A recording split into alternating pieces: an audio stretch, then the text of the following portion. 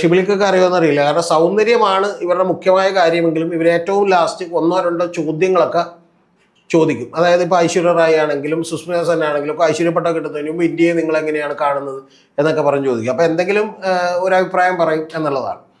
അപ്പോൾ അതുപോലെ തന്നെ ചോദിച്ചൊരു ചോദ്യമാണ് ഷിബിലി ചോദിച്ചതിനും പറഞ്ഞതിനും ഒരു തെറ്റുണ്ട്. അതായത് മഞ്ജു വാര്യരെയാണോ അല്ലെങ്കിൽ കാവ്യമാധവനെയാണോ ഇഷ്ടം എന്നല്ല ചോദിച്ചത്.